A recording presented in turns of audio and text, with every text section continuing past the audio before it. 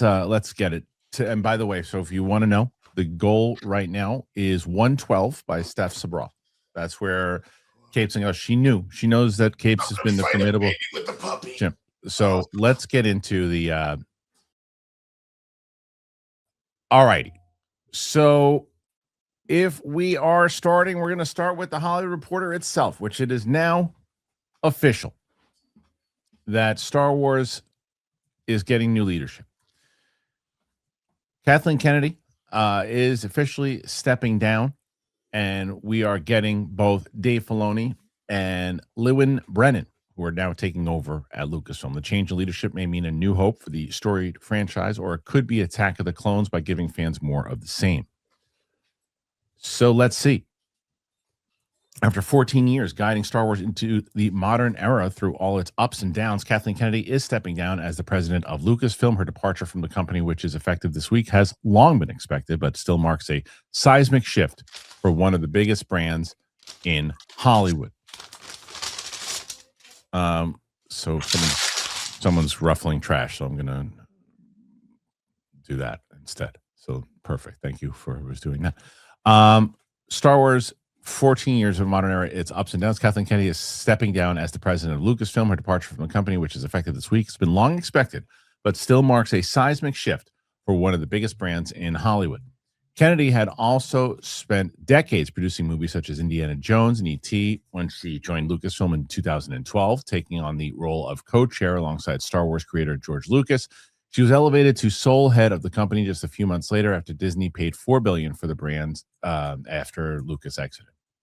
Kennedy is not departing the galaxy far, far away immediately. As part of her exit, she will continue on as a producer on the next two Lucasfilms, The Mandalorian and Grogu.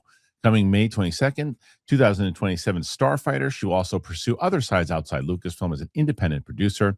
In her wake-up, Executive VP and Chief Creative Officer Dave Filoni has been promoted to oversee the creative direction of the company as President and Chief Creative Officer of Lucasfilm. President and GM of Lucasfilm Business, Lewin Brennan, will handle the business side of things as co-president Lucasfilm. Splitting creative and the business duties is a common Disney strategy, with Pixar run by Pete Docter, Jim Morris, and Walt Disney Animation overseen by Jared Bush and Clark Spencer. Filoni and Brennan will report to Alan Bergman, co-chairman of Disney Entertainment. It has been a true privilege to spend more than a decade working alongside the extraordinary talent at Lucasfilm. Kennedy said their creativity and dedication has been an inspiration. Deeply proud of what we've accomplished together. I'm excited to continue developing films and television with longtime collaborators and fresh voices who represent the future of storytelling. Kennedy's exit closes out one Star Wars era and launches a new one, with the elevation of Filoni and Brennan posing many questions with few answers yet revealed. One thing certain, after a period of relative inactivity as the Kennedy succession was settled, Lucasfilm could see development go into hyperdrive under the new leadership. Filoni was mentioned by Lucas and came up through the world of animation, overseeing beloved series such as The Clone Wars before teaming with Jon Favreau on live-action shows such as The Mandalorian and Ahsoka. Brennan joined Lucasfilm in 1999 and rose to the president of Industrial Light and Magic before assuming her current role in 2015, overseeing all of business for the company.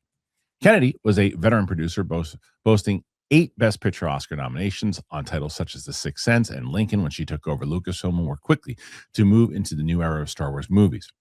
She courted J.J. Abrams direct Star Wars The Force Awakens, the $2 billion grossing feature that launched a new trilogy in 2015. It was the first Star Wars feature since 2005's Revenge of the Sith and met the moment of pent-up demand with a mix of nostalgia and new characters. It stands as the top grossing movie of all time.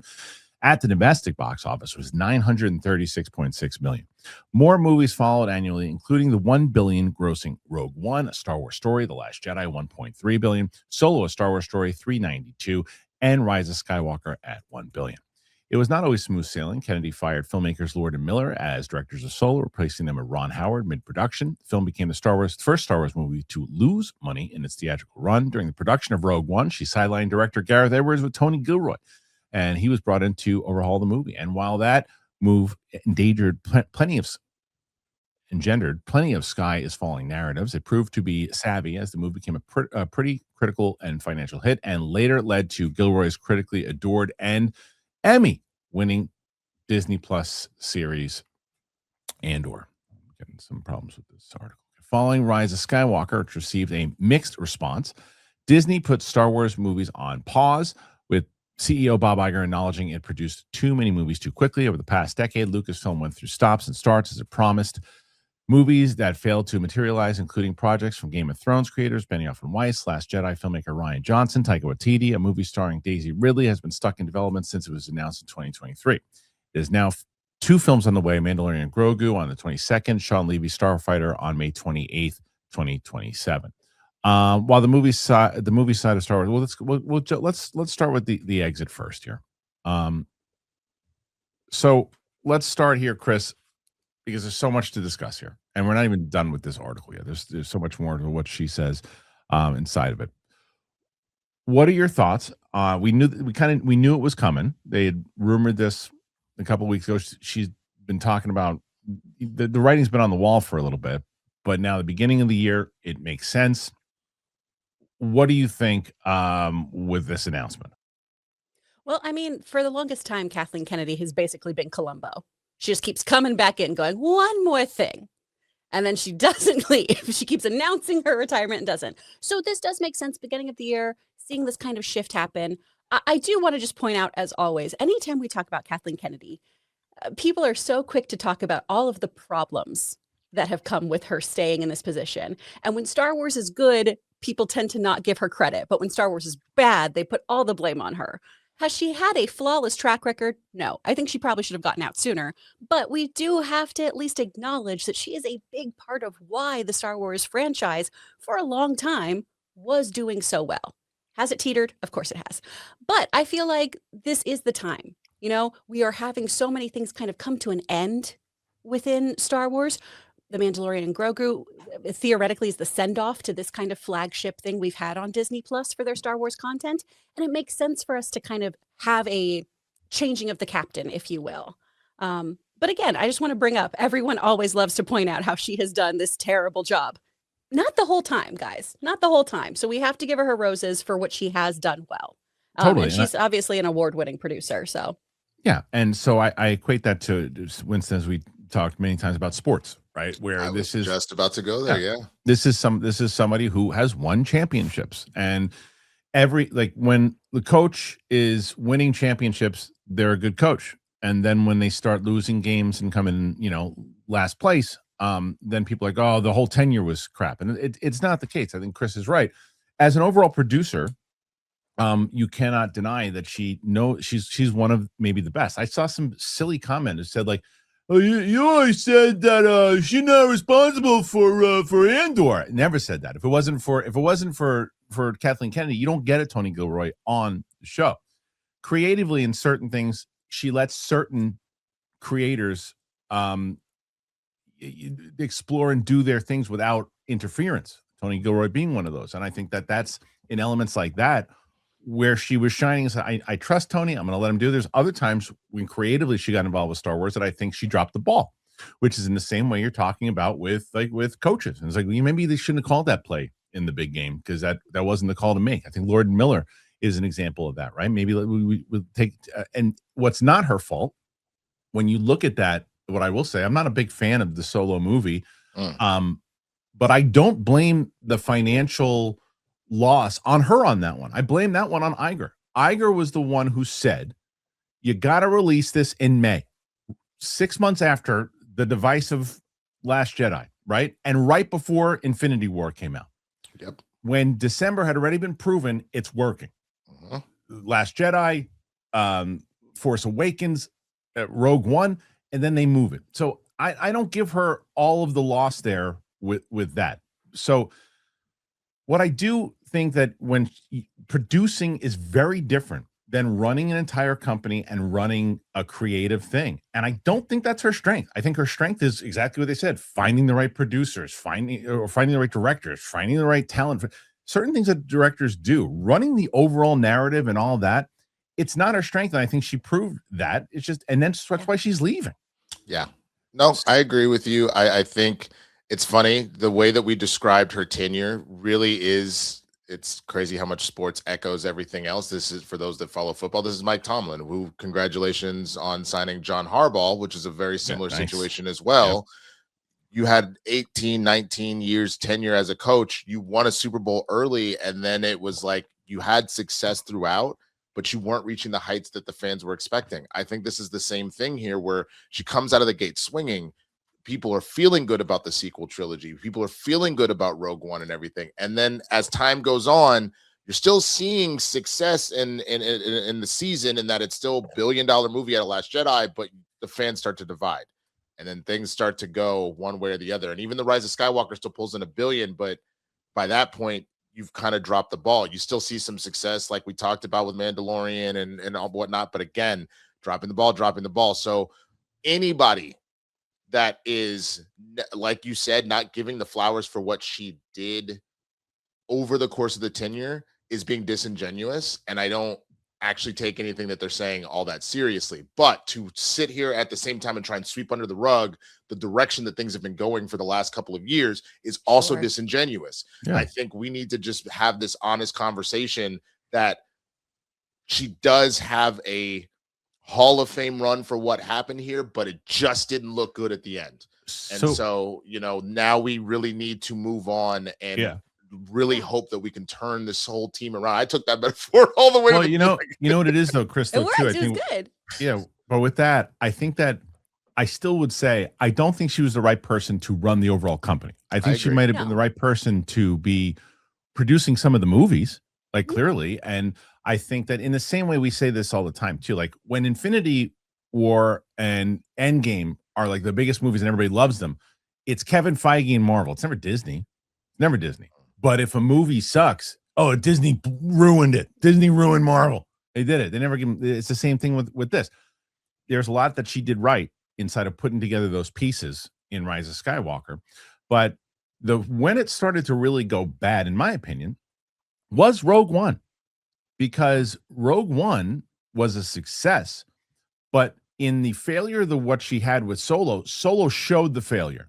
Rogue One, it tricked you, because Rogue One, all the same shit was going on. They didn't like what was going on with what Gareth Edwards was doing. They didn't like, so they brought in Gilroy to try to fix it up, and they happened to Frankenstein it together and make something that was pretty special.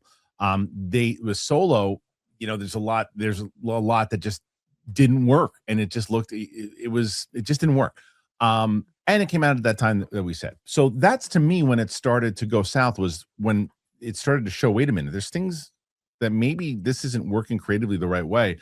And the shows, where I will say, with that one comment who was talking about that Andor that was wrong, maybe this is what they meant.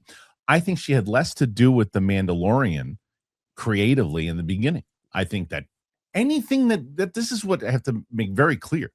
There was nothing that anybody made that Kathleen Kennedy didn't sign off on and say, go for it. It's impossible. So people are like, oh, she didn't have any credit. You didn't give her credit. You have to. She's the one that's got to check off and say, okay, go for it. So she let Filoni and Favreau, or you want to make a TV show, you want to do this as a show you want to make, go. I think when it became very successful, she started getting a little bit more involved, maybe not. And there are other things. I don't know if the Jack Black Izzo thing is her. I don't know if it is Favreau. I think from what they heard is Favreau was like a fan of Izzo and put her in the show. Whatever.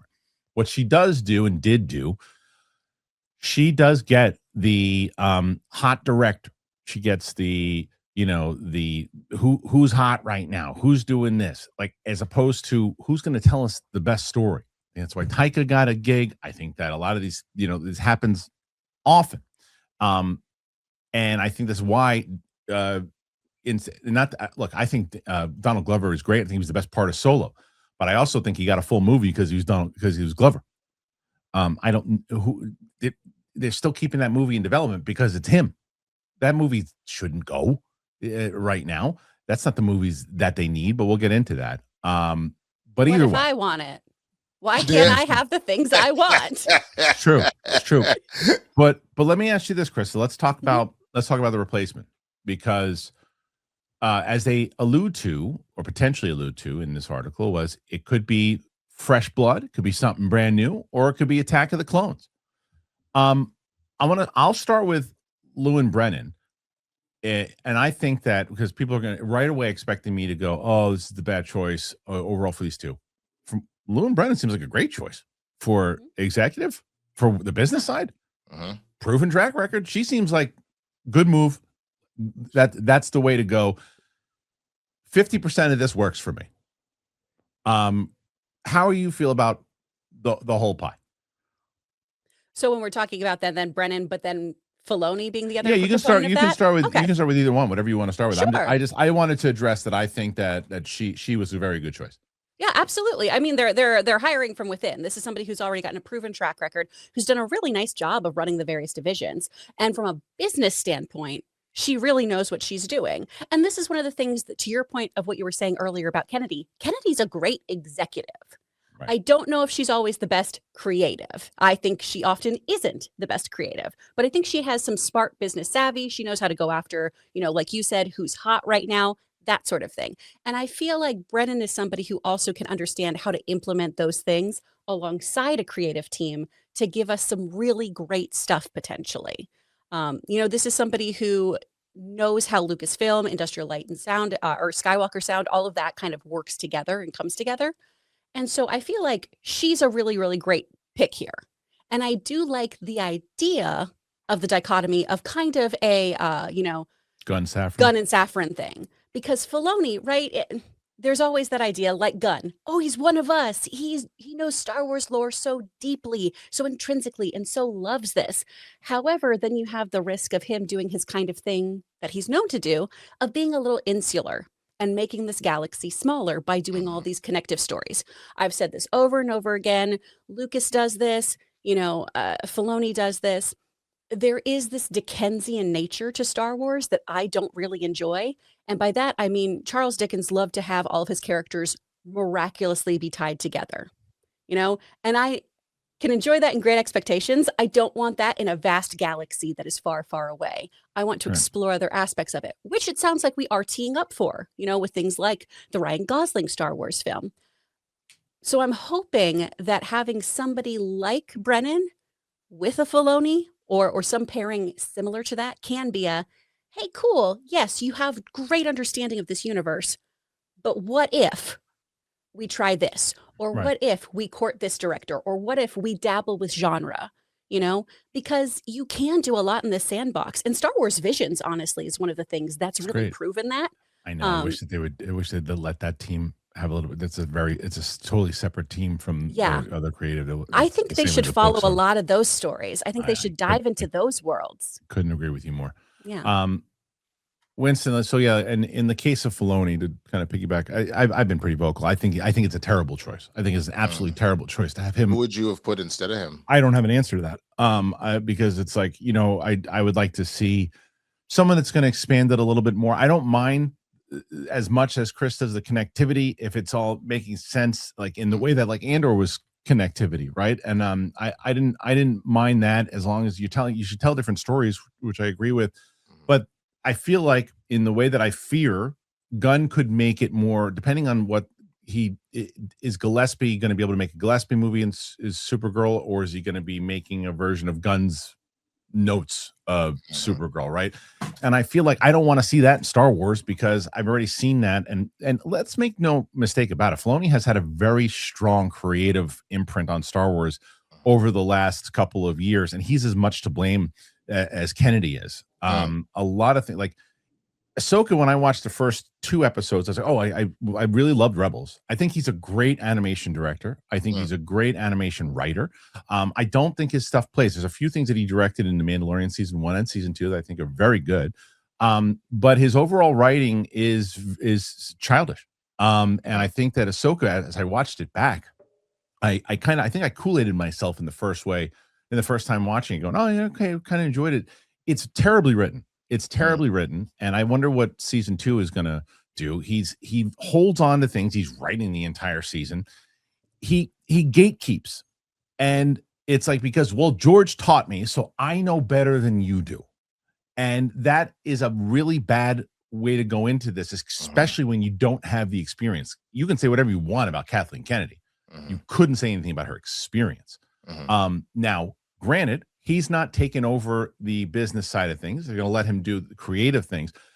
But with that much power of him standing there like Vader in the hallway, it's like, well, no, I don't want to do something like Andor. I don't want to do Knights of the Old Republic because George didn't like that stuff, so I don't like it either.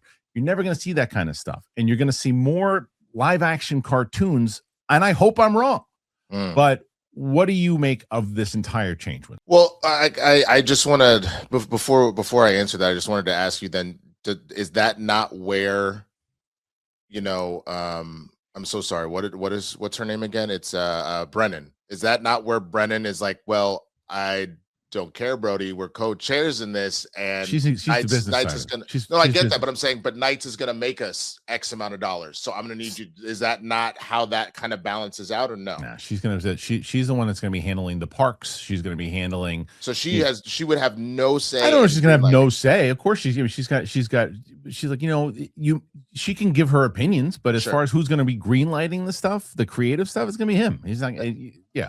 The only reason why I ask is because I thought that was like, I do think about, say, Jobs and Cook and all that kind of stuff and Wozniak, when that was balanced out, is that like, yeah, Steve was the dreamer, but Tim was the one that had to like kind of make it happen and like greenlit yes or no. And if stuff went too much, they'd be like, you got to rein that back in. I thought that was supposed to be what the relationship is. And if that's the case, if Brennan does have that kind of influence and power, I think that's going to be the thing that helps potentially balance it out.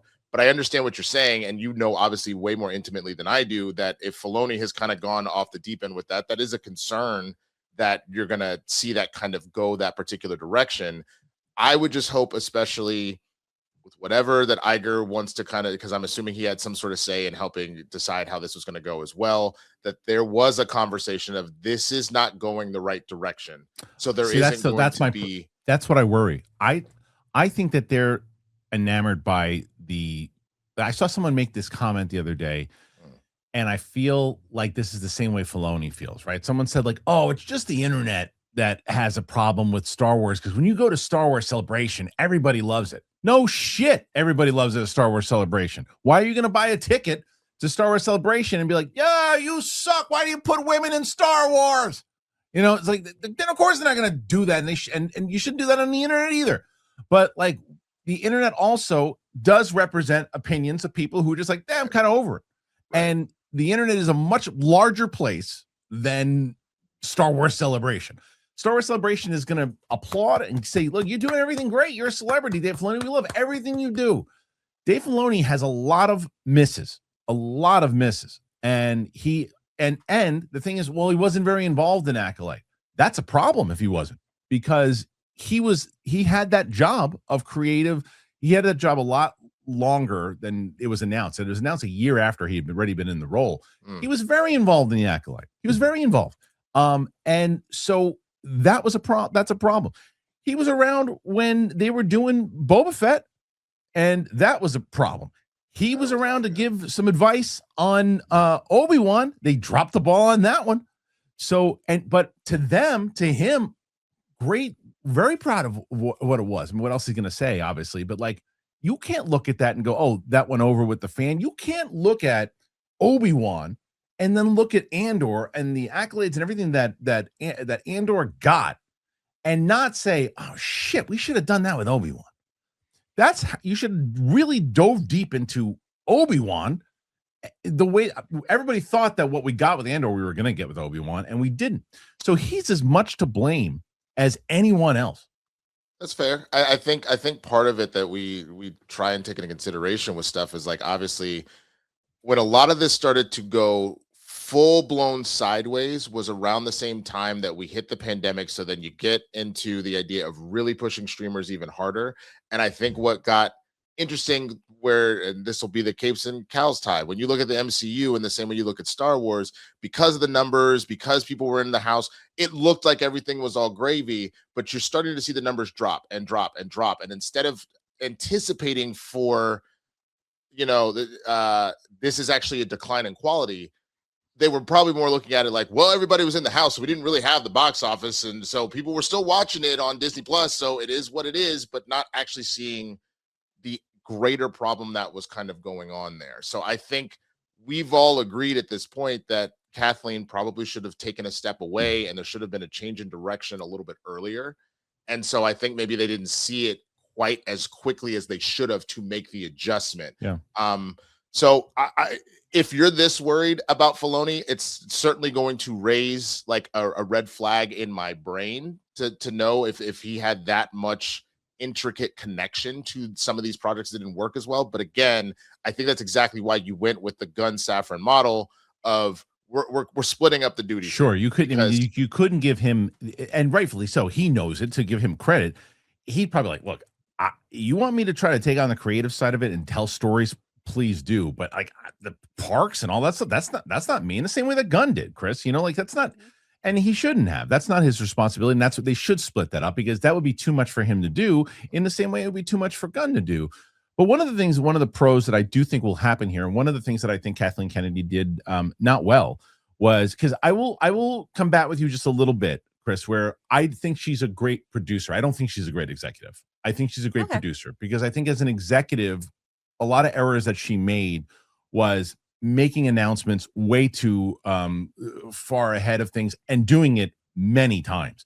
We've got Patty Jenkins to do a movie. Just kidding. We got Benioff and Weiss. No, they're not. We've got Daisy Ridley coming out in a movie soon. Here she is on stage. That's on hold. Taika Waititi's doing a movie. Is he? Like all that stuff. Like she continued to do that over and over and over again. I don't think Filoni will do that. To give him his flowers there, I don't think he'll do that. I think he is very calculated in his decisions. When you look at the stuff that he did in all of his shows, he waited. I think sometimes waiting too long. I think that he did that. I think that he's probably behind the idea of waiting for the Mandalorian and Grogu trailer. Let's show it at Celebration, give them that special thing, and then we'll show it down the line. It was a great, nice model back in the day. It doesn't work anymore. It was leaked all over the place, and it's some of the lowest amounts of views any Star Wars trailer has ever gotten, because people saw it already long time ago. No one cares. So, but I do think that he is going to be calculated, and I think Star Wars needs calculated. Yeah, I completely agree with that. I understand that completely, because how many times was it here you go? No, just kidding. I hired them. No, I fired them. So I completely understand that. I do think Filoni will have a little bit of that reverence for this, though. You know, that idea of it's worth the wait. Just let me give you this later on. And I think there will be a little bit more, this sounds a little ridiculous, but a little bit more pageantry around it too. Because it should be special when these movies come out. Because when was the last time we had Star Wars on a big screen, first of all? I mean, and that's where 2019. That's insane. That's where it should be. That's This is the pro. Again, more of the pros that will happen, right? They're going to start to make things happen. You're going to start seeing more movies, more projects will be coming out, because they need to prove themselves. So that's a pro. Yeah. The other pro is that Filoni is very good on stage when it comes to exciting the audience and doing things with him and whoever it is. Kathleen Kennedy was not. She was reading off of a monitor every time. It never felt genuine. You're always like, oh, there's an executive who's reading off the thing. They don't really. Sure. And guys, we're so excited because you're excited, because coming soon is a Rey movie. And you're like, yeah. And Filoni really gets, he knows how to tease this up because he cares about it. And that's the other pro. Filoni genuinely loves Star Wars. I'm not, there's no world where I'm going to combat that at all. I don't think he's the right guy for the job, but he loves Star Wars. I don't think Kathleen Kennedy loves Star Wars. I just don't. I think that she liked making money off of Star Wars, but I don't think she loved Star Wars. And I think that is a positive to have somebody who loves Star Wars. Dude, all you've really done with this conversation is it's not to say that I'm not engaged. I am. All it's made me realize is how actually perfect of a first season in a show the studio was, because you're like the way that all of this played out. You're having your Bryan Cranston of like, go get me my moneymaker crap, and like you have someone that wants to be the creative, but they're too inside baseball and they're not paying attention. The one thing that it's done for me is just realize how well done that show was. It deserves that Golden Globe. Like honestly, but the more you talk about it, man, I will say that my fear, where the Safran Gunn model, in my opinion, is not totally working right now, is the fact that Gunn himself has even said, I took on too much. I am afraid of. Well, but to be fair, he was directing a lot, and maybe Filoni won't be directing as much anymore. But that is what I'm afraid of, is that you got so excited about the dream job that you wanted. You've been wanting to do something like this for a while, and you're more attached to these particular stories. I'm afraid now that Filoni will make the same mistake and want to immediately jump into being directly involved with 2, 3, 4 projects to start things off instead of properly delegating out. And then Right. you end up with a similar situation where I think the DCU is doing fine so far, but people are starting to go, I didn't really love that Peacemaker ending, bro. Well, Where is but Batman? you know what's funny about that, Winston, Like, though, too, is I agree with you that he said he took on a lot and he's doing too much, and it's a big job overall, right? Now, to be fair, DC is a bigger overall property with everything else that they have and all the different characters and different stories that they can tell. Star Wars is big, but like, as Chris said, they haven't had a movie since 2019. They don't have to push out, we need 2, 3 movies a year with a TV show. It's a lot for Gunn to be doing. But what Gunn has that Dave Filoni does not is experience. Gunn has way more experience creatively than Dave Filoni does.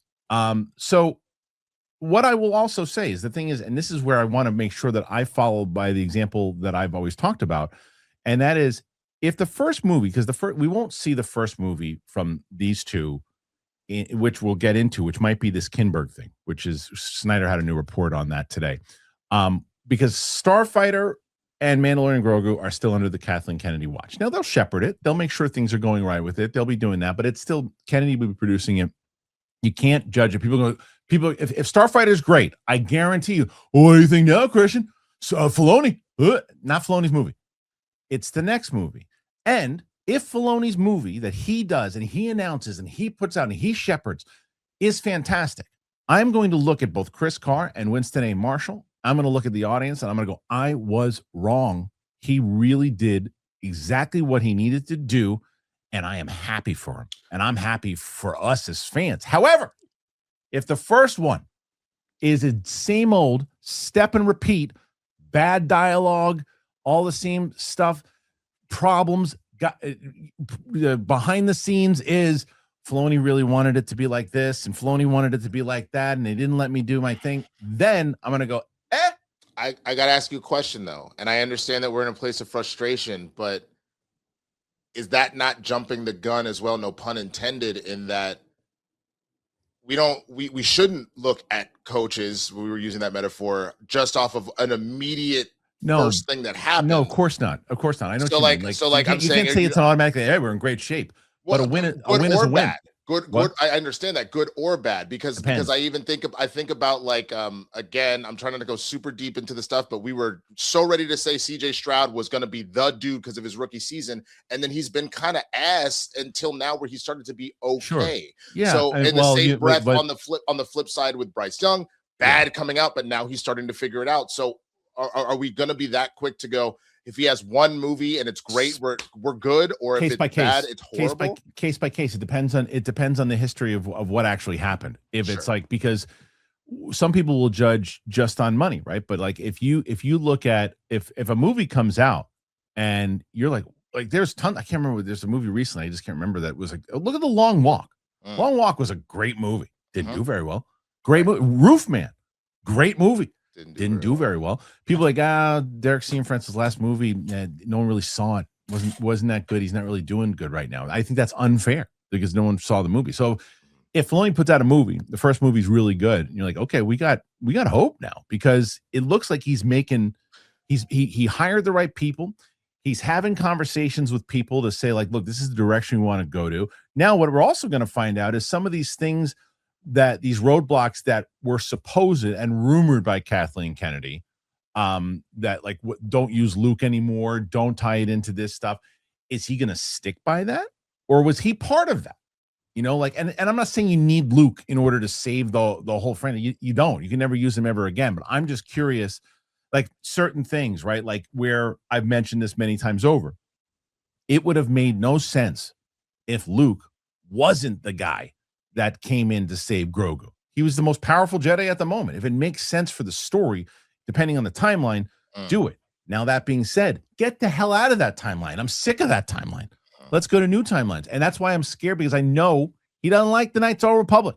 He don't like the Old Republic. He don't want to live there. He didn't like the books. He don't want to be a part of that. And like, you've got to bend the knee on that, because it was the thing that Kathleen Kennedy said that still to this day. Well, the thing that these other IPs have is they have books and other things that you know, the other stories, and we don't have that. Meanwhile, behind her, Claudia Gray novels and Timothy Zahn novels and Alexander Freed novels scattering the place. Adapt those. Adapt those stories. I was going to say, I think the biggest mistake that Kathleen made, in my opinion, was because I'm assuming she had a massive part of this, of essentially just being like, none of this shit is related at all. You're not, we're this is all what legends. We're not, you don't, sorry, this, none of this. Because like, that's not what she said though. So what? So no, what she said in the beginning, which is another, which you're in the right highway. You just got off the wrong exit. Wrong exit. Okay. So what she said, there was a lot of the stuff, old stuff, was indeed put into Legends, right? But then what she said was, we're making all new stuff. This is in 2012. We're making all new stuff, and all that stuff, the books, the comics, the video games, essentially what James Gunn said, right? All that is going to be canon now.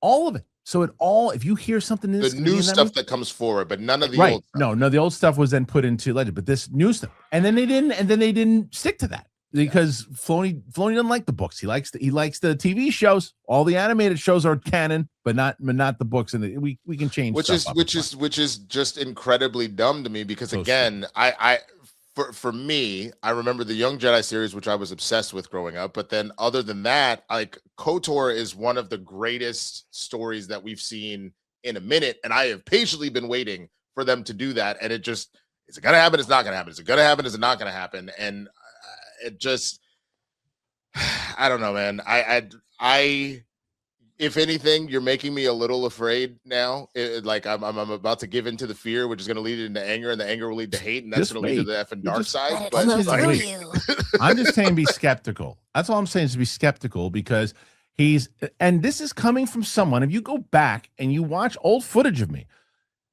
2015, me is having a full-on debate with old grouchy Clint Eastwood me right now, and saying, what are you talking about? This is great news. This guy is the guy. This is the savior of Star Wars. And then you start to learn more and you realize he's not.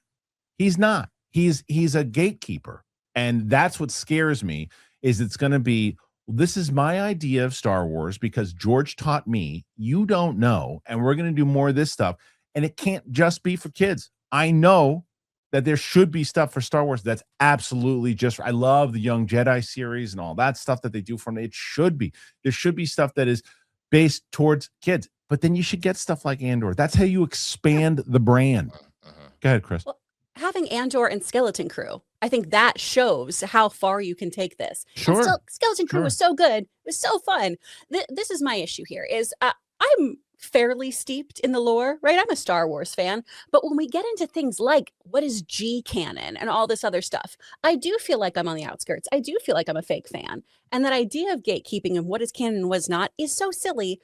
And this is where I'm going to betray myself as an artist, but dear God, just follow the money, people. Like Knights of the Old Republic made so much money by 2019 that had already grossed $1 million. And look at Last of Us. Look at Last of Us and what Last of Us did. And you can adapt some of your big properties. They never adapt any of their big books, or it's mind blowing. This is where I'm hoping, and again, this is so contrary to what I usually say on this show. This is where I'm hoping someone like Brennan, a board of someone, like somebody else, needs to come in and say, can you look at this chart about how much money this has made and how people really love this series? Right. How people are ravenous for more of this content? Because that's where we then can meet those two things, where you can capitalize on a story that happens to make a shit ton of money and also is beloved.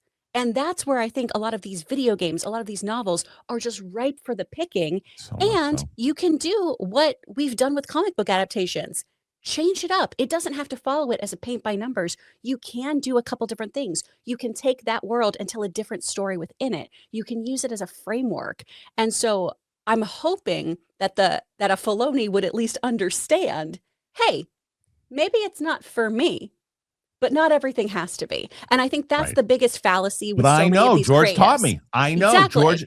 Let me explain to you exactly what about the Let me explain to you exactly why the Darth Maul scene in Phantom Menace did this, and he breaks it down brilliantly. But it's still, there's certain things about the Clone Wars and other things that are still, he's like, well, listen to why it's really great. And you're like, maybe it is really great because he explains it so well, but in the overall grand scheme of things, you've got to make it work for everyone.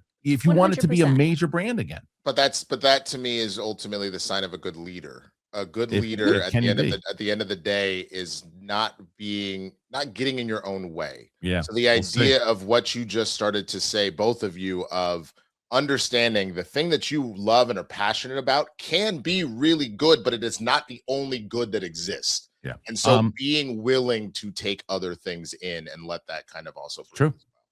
All right, we got so much more to discuss on this story because we didn't even get to the rest of the actual exit interview. You guys know how much I love my coffee. You guys know how much I love my trade coffee. And I'll tell you, if you haven't done it right, now is the time. If you want to upgrade your morning routine, you have to start with your coffee. Trade turns your daily cup into a moment of discovery. What it does is it pairs you with fresh roasts from the country's best local roasters, tailored to exactly what you love. It's a tiny monthly surprise that you look forward to every month. That is fact. I love saying, you know what, I'm going to try something new. I'm going to go with a dark roast here today. And the next thing you know, I'm waiting by my door and I'm like, ooh, I can't wait to see, because I'm always satisfied. I love Trade. Well, what is Trade, Kristian? I haven't heard you talk about them. Of course you have. Or you're brand new, because I've been talking about them forever. Trade is the #1 coffee destination in the U.S. Their team of expert baristas, tasters, Q-graders use real coffee knowledge to match you with coffees that you love. They curate over 500 coffees so you can try something new with every delivery. Do it for the smell alone. Your house is going to smell wonderful. Each bag is roasted to order and delivered fresh to your door at prices comparable to grocery brands, but with cafe-level quality in every cup. You take Trade's quiz. They find you a perfect match. If your first bag isn't quite to your liking, they're going to replace it for free as part of their first bag guarantee policy. I love it. I've been really digging the dark roast lately, but I like the different variety. I always try something new. I try to switch it up, and that's what I love about Trade. Right now, Trade is offering 50% off a 1-month trial at drinktrade.com/Kristian. That's drinktrade.com/Kristian. Get 50% off 1 month. Drinktrade.com/Kristian. Please try Trade if you haven't done it, or renew your subscription. It is the best. You guys know how much I love Trade, because there's more stuff in there that we can dive into. Now, I know that Kris and Winston might have to jump out a little today, normal time, but this show might go longer today because this is a story that's been in the works for the last 5-10 years. And what I will say, Kris, I don't think that Kathleen Kennedy ever actually announced her retirement and then came back. No, it kept just being articles. Right. Everyone was always like, when is she leaving? I remember being at Collider. Yeah. She's leaving soon. And I've been at Collider in almost 7 years. And it's like, they kept saying, it's time. She's leaving, because she stuck around for a long time. Like, after a couple of different losses that you said she hadn't had a movie come out in the theater since 2019 for Star Wars. Indiana Jones did not do well, lost a lot of money. The last couple of shows have not been hits, minus Andor, right? So there's not a lot of wins there that would keep somebody. And look back, Winston, as we were talking about, like with coaching, you'd assume, well, they had a losing season again, they're probably going to get fired. Oh, they had another losing season, probably going to get fired. Another losing, and sticking around. That shows you the respect that she had, more so than anything else. I used to joke that she had naked pictures of Bob Iger, but I really also, because I'm kidding, because it's the respect that she garnered as a producer. Well, the funny thing is, the reason I specifically chose Tomlin as the example, and again, I know there's not a lot of people in here that watch football, and those that do will kind of get it. Tomlin, again, always had the winning season. For the most part, kept going to the playoff. He hadn't won a playoff game since 2016. It's right. Kind of the same, and hadn't won a Super Bowl since before the, I think the one he won was in 2007 or 8, something like that. So my point is while you remained relevant and you would see things and be like, damn, Grogu is blowing up the chart. Like, the Grogu doll is the thing to have. Like, you literally, yes, that's your winning season, but then you get to the playoffs and you blow it. Right. Immediately. Right. And so it feels like, what's your follow-up game? What's your follow-up game? Yeah. I don't give a damn what you did in the regular season if you can't produce in the playoffs. And that's right. When your playoff game is Boba Fett, you're in trouble. That's what I'm saying. Yeah. The Boba Fett should have been a layup. That should have been a layup of a story to do, because he is such a beloved character. And instead, you had people go, do I actually hate Boba Fett? Am I more concerned about the like essentially Power Rangers in space, like Right. dudes doing like turns and flips off their little mopeds, and that I don't like. That is where I think that analogy works, and also just from the standpoint of why, again, it has more than been time, and people have been chanting "Fire Kathleen," like, is because you have all of this just raw talent and IP that you can use, and yet somehow you've mismanaged it. I know. Yeah. Well, I mean, yeah, that's one of the things. All right, like Chris, I want you to, like, we're gonna let's get to this article a little bit more. We'll dive a little deeper into the Hollywood Reporter, and then we'll get your thoughts on some of the stuff that she says here. So check this out. Here, let me just drive this right here. Hold on, everybody. Shout out to our producer Luke here, who did this little screenshot, which I really like. Okay, let's see. Where is it? All right, here we go. Perfect. All right. So while the movie side of Star Wars faltered after Rise of Skywalker, Kennedy's decision to bring in Favreau to create and launch in the first live-action Star Wars TV series proved to be a win beyond anyone's expectation. This Mandalorian shot Baby Yoda into pop culture, and the initial seasons not only restored Star Wars' golden stature, but became the flagship show for Disney Plus when it launched in 2019. Series that followed, however, had mixed results, with one, the 2024 show, The Acolyte, being outright rejected by a certain faction of sometimes temperate fan base. I think that's unfair. It wasn't just a certain faction. A lot of people. There was a lot of people who loved that show, no doubt. Mm-hmm. But there's a lot of people just outside of a certain faction that didn't like that, and I myself being one of them. Andor, on the opposite end of the spectrum, showed Star Wars could be used to tell stories with political themes. I think that's a damaging thing to do, what they just did there. I think that just leads to that was a damaging thing what they did. They shouldn't have wrote that. It became a showcase for its actors and ended its run with 5 Emmys and 22 nominations. Overall, Star Wars series under Kennedy have landed 85 Emmy noms. Coming up will be a second season of Ahsoka and the animated Maul Shadow Lord series. Lucasfilm in recent years also undertook reviving Ron Howard's Willow series on Disney Plus, as well as a 5th and final Indiana Jones movie, but neither found the hoped-for audience. The new leadership arrives with its own set of questions. Filoni is known for his intimate arcane franchise knowledge, which served him well in animation, but less so in live action. Season 3 of The Mandalorian and Season 1 of Ahsoka dealt with intricate facts of inter-clan rivalry and Jedi witches that were perhaps too in the weeds for casual viewers. He was also set to make his live-action feature directorial debut with a movie that combined characters from these series, but that movie was put on the back burner, and Favreau's The Mandalorian and Grogu is now opening this spring. Observers point out that under Filoni and Brennan, the franchise could see a continuation of many of the practices and priorities set forth under Kennedy. After all, both have been at Lucasfilm for years and part of the institution. Others point out that the company stepped back from announcing projects, both feature and TV, last year, and as Kennedy negotiated her exit and a search for successors took place. For all intents and purposes, the company was spinning its wheels. Now, these sources say Lucasfilm can move ahead with full force as it seeks to recapture the excitement and creativity of a more civilized age. On Thursday, Disney's top brass Kennedy gave a send-off with CEO Bob Iger recalling, "When we acquired Lucasfilm more than a decade ago, we knew that we were bringing into the Disney family not only one of the most beloved and enduring storytelling universes ever created, but also a team of extraordinary talent led by a visionary filmmaker, someone who had been handpicked by Lucas himself, no less." Added Bergman, Kathleen Kennedy has been a tremendous force in the industry for 50 years, and it's our privilege to have her at Disney for leading Lucasfilm for nearly 14 of them. The journey to reawaken the force won't be straightforward. The franchise has always struggled to appease those nostalgic for the classic stories and characters, a fan base with strict ideas on what Star Wars means, and those who believe that evolving is the only way that the brand doesn't get stuck in amber. This week, in a prophetic move, Disneyland announced a pivot at Star Wars Land. It will phase out characters and storylines created during the Kennedy-run sequels, such as Kylo Ren, and bring back Vader and other Lucas creations. Is that it? Luke, can you send me the exit interview thing that she did? I want to see some of that in there as well. All right, to follow that up there, it's like same thing. It's like let's start with the idea of that.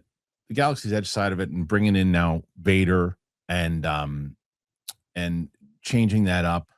I don't have an issue with that. As I said yesterday, I think that when you look at it, business is business. If they feel like that's going to bring more people in, okay, the new trilogy had their run there. Now they're going to do some of the classic stuff. I hate this idea of, you're bending the knee to people who it's business. But I don't know, Chris, what do you think about that? And do you think that was a Kennedy decision, or is that part of the new strategy moving forward post?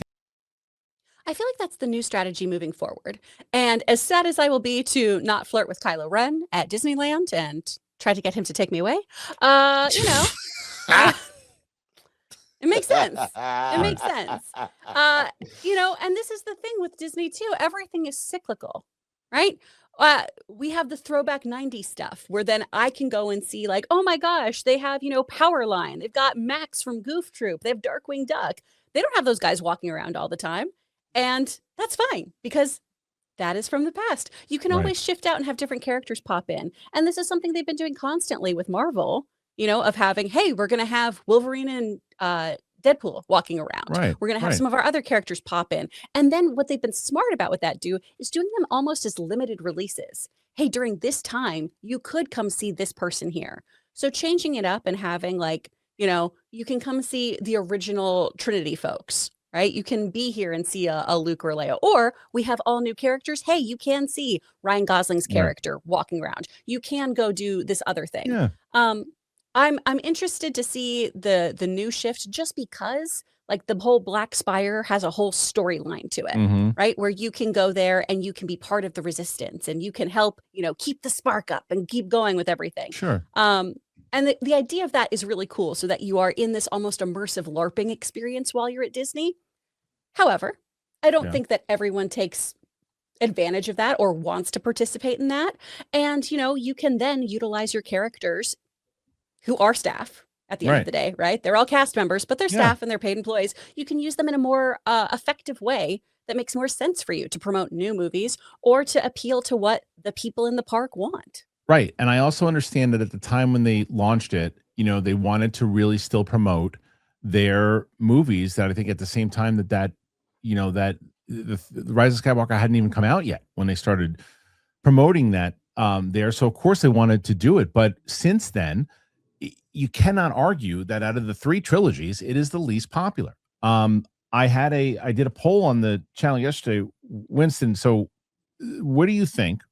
I asked what the originals, the prequels, or sequels. Out of 10,000 people that voted, what do you think the percentages were? In a general, you don't have to be on the dot, but I'd probably say roughly about 70 original, like 20 prequel and 10 sequel. You're very, very close. 72 for originals, 24 for the prequels, 4% for the sequels. Out of 10,000 people, 4%. And that's only 10,000 people here. It wouldn't have changed much as it keeps going on. So you switch it up a little bit. You change it up. And that is also why I think that, you know, the narrative needs to change. I hope that what didn't happen in that meeting where Kathleen said, okay, guys, I'm giving this, continue the fight, what we're doing here, continue what we're doing and keep doing this and we'll find the stories in the same way that we've been looking for it now. Their approach has been wrong. It just hasn't worked. And you can say what you want about certain parts of the fan base. It doesn't mean that they don't buy tickets. So when you have, and I've always said this, when you have an IP, like I always push back on people. Like I've talked about, look, there is a side of this fan base that loves everything. And no matter what you do, you could fart into a bag. That's the best thing that anyone has ever done in Star Wars. And then for the same side, you have the same people that just, you get the best thing in the world and they hate it no matter what. But it's those people in the middle that they have to really grab and get them interested again in Star Wars in the same way Marvel and DC has to do. But the side of it is, you know, when you have, it's okay you have to understand though, that both of these people need to buy tickets. The people with the fart in the bag, they're going to see everything they're going to buy tickets. The people that hate everything, if you start giving them stuff around, you know, whatever it might be, like if you are listening to them, you need to, because it's the size of the audience when it comes to this IP. It's the size of the audience. It's not just if you're making stories, and that's what I said about The Acolyte. The Acolyte was a smaller, if it was a smaller show, and if it was just catered towards one particular audience, and you made it for like $40 million, then go for it. But when you're making a show for $230 million, you have to appease everyone. You just have to. And so it's not something that you have to take on. You unfortunately have to take it on the chin, because people are like, oh, you can't appease them. You're running a brand. So I don't know. I don't know what they're going to do here, Winston.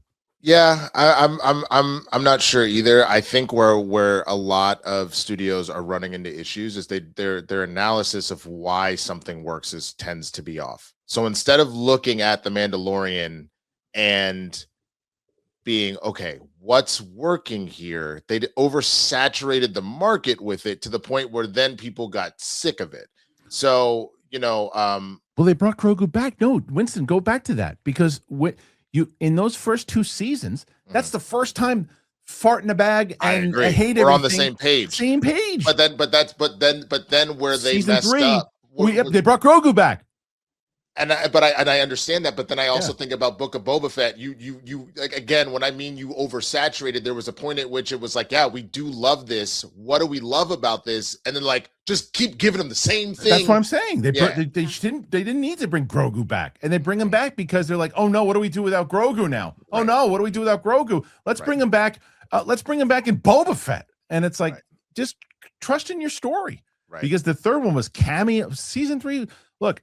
Katie is a dear friend. She was the best part of the whole damn thing. The season was not good. Wasn't good. And partially because a lot of stuff, look, as I said, and I was talking about Night of the Seven Kingdoms that's coming out. And someone's like, oh, should I be worried about the 30-minute episodes? No, because they write enough dialogue and there's enough stuff in there to develop characters in that 30 minutes. They use it wisely. They're not just battling the monster of the week. Oh, here's another big, large monster. Let's laser shoot them in a cave. What about our story about Bo-Katan? She's going to tell a speech. Cut that down. We don't need to hear that speech. It's like, yeah, you do. Develop her more for the people who haven't seen the cartoon, Dave. So that's what I wonder going into it. But Kris, I've been talking a lot. I'm sorry. What do you say? That's okay. I mean, I am probably closer to the fart in the bag camp. Where, I mean, what a sentence. I already don't have a sense of smell, so I'm like, it's fine in here. It's fine. I'm okay. Fair. But even I have had some moments though of I don't know about this. Like Tavaro from Rob and John, the Vespa gang in Boba Fett was too far for me. There were some moments with Grogu and the Mandalorian. I don't hate the Lizzo Jack Black stuff as much as everyone else. Oh my I'm God. sorry. Either. Oh my God. It's fine. It's fine. Is it great? No. Is it fine? It's fine. It was what they call in some parts of town horrendous. But again, as a fart in a bagger, I'm pretty okay with it. Fart in the bag.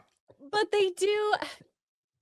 There is a difference too. I want to be very clear about appeasing everyone, like making something that is so milquetoast that it's fine, to intriguing every side of the camp. Right. And so, and I think that is the tricky balancing act here is how do you make it so it is accessible so that people who are new to Star Wars or don't know the deep, deep lore and aren't going to talk to you about the intrinsic nature of kyber crystals going to get in here. But how are you going to get to the people who go, no, canonically that is incorrect and you need to do this and this is so weird. So it is finding that middle ground. And to me, honestly, it comes back to the nature of Star Wars is it's a story about uprising over a authoritarian regime. That's it. That's all it is at the end of the day, if we're focused on that kind of core story. So you can either go back to the basics of that and give me like an Andor or like a Skeleton Crew, whichever end of the spectrum you want to go to, that dives into that kind of initial dynamic, or focus on the sci-fi nature of it. Star Wars is just such a weird and interesting IP because, and I've said it before, in its original iteration, it really wasn't sci-fi. It was fantasy that put some space costumes on top of it. Fantasy sci-fi, yeah. It was space opera, yeah. Exactly. It's at the end of the day, it really is kind of like space wizards, you know?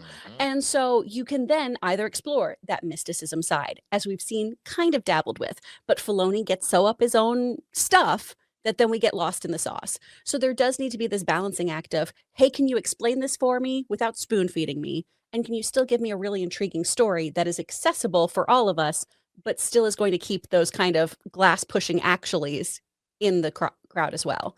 And that's a hard thing to do. And I think it's so easy for all of us to say, here's what I would do. Here's what I would change in my Star Wars. Go write your fan fiction, kids. I love that for you. Okay. And people are doing that now with AI. And I'll tell you that a lot of these stories that are coming out on AI, some of these things, it's like from Dave Filoni, I'm picking on what I'm not watching that. What? hey, maybe we should do this because they're making way better shit on those channels than they are in Lucasfilm right now. I can tell you that. Well, and I think if you're just not contained to like the idea of what the sandbox has to be, yeah, then you can open yourself up to so many more possibilities. maybe so. Factor. How many times have I talked about Factor? Why do I talk about them so much? Because I love them. New year, big goals, and you got no time to cook. Well, that's why Factor is the best. They make it so easy with fully prepared meals designed by dietitians, crafted by chefs. You can eat well without the shopping or cooking. I love that there's so much quality to it. It's lean proteins, colorful veggies, whole food ingredients, healthy fats. That's what I love about it. You guys know that the last year, it's been a health journey for me, and I got to find the right things to eat. And for me, Factor fits my goals. I can eat healthy. I can manage my calories. There's more protein. It's the best. There's over 100 rotating weekly meals. Just choosing through them, it's so much fun. Mouth-watering, to be honest. Plus, there's a new Muscle Pro collection, which supports strength and recovery. It's always fresh, never frozen, ready in about 2 minutes. There's no prep. There's no stress. It is the best. I love it. You guys know I've been talking about it forever. Since listen, I was eating Factor even before I was trying to stay healthy. And now, man, I was one step ahead. Head on over to factormeals.com/Kristian50 off. Use that code Kristian50 off to get 50% off your first Factor box plus free breakfast for 1 year. I love breakfast. Offer only valid for new Factor customers with code and qualifying auto-renewing subscription purchase. Make healthier eating easy with Factor.